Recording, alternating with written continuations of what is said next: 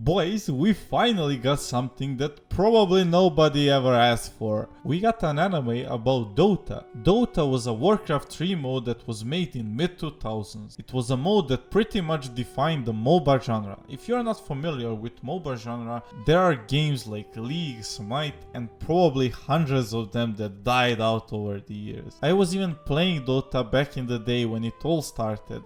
Eventually, Dota was purchased by Valve and released Dota 2 in 2013. And the game is smashing top of the Steam charts ever since it was released. Which leads us to today. Even though Dota 2 barely has any lore behind it, it managed to get an anime adaptation. Or Western anime adaptation. However you want to call it, you can. Still, it looks like an anime, it feels like an anime, it is an anime. And this anime was done by Studio Mir, a Korean-American studio that did such classics as Legend of Korra and Boondocks. And did I forget to mention that this anime is a Netflix original, not sponsored. At the start of this anime, we see an epic battle between a dragon knight called Davion and a dragon, where I must applaud the animation. It looks really good, even though it's like 2.5D. It's like 2D with 3D elements, and I must say that it's pretty damn cool. The battle leads us underground, where Davion easily overpowers the dragon, but discovers that there is an eldworm sleeping deep underneath. And how does he know that there is an eldworm sleeping there?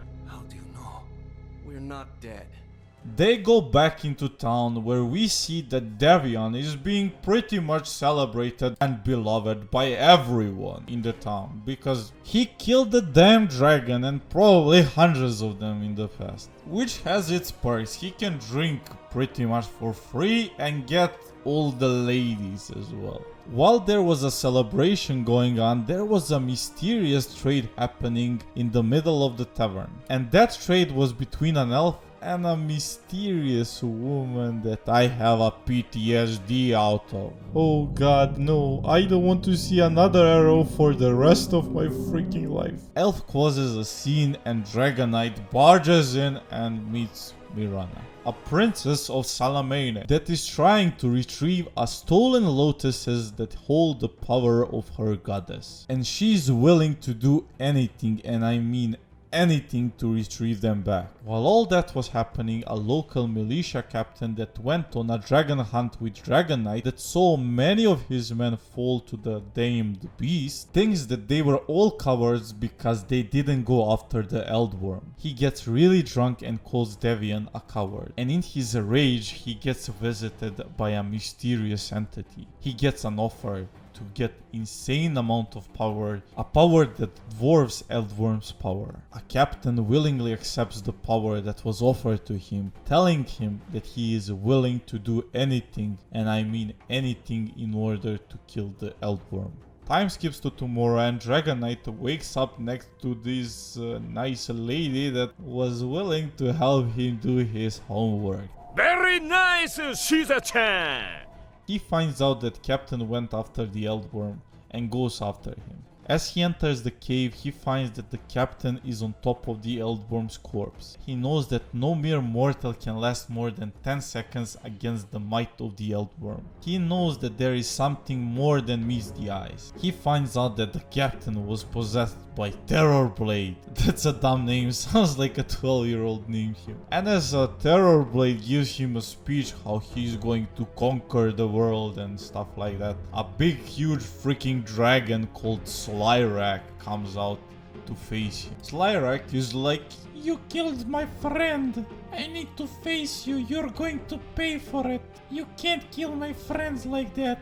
Even though he was so weak, I'm going to avenge him." And Terrorblade is like, "Ha ha ha, I'm stronger than any dragon. I'm going to kill you and one-shot you like your boyfriend over there." And Slyrak decides that he is going to make a shish kebab out of Terrorblade's captain possessed body. And he does. But Terrorblade possesses the dragon body that was laying around. He faces Slyrak and even fatally wounds him. But while all of that was happening, Dragon Knight uses his dragon killing skills and finds a weak spot in Terrorblade's defenses, and they manage to put Terrorblade back in a hellhole he crawled out of. And even though Devion and Slyrak hate each other, Slyrak acknowledges Devion as a little mouse and gives him his respects. And so Slyrak asks Devion to grant him his one final wish. And Devion thinks that Slyrak wants a warrior's honorable death where he dies by the sword.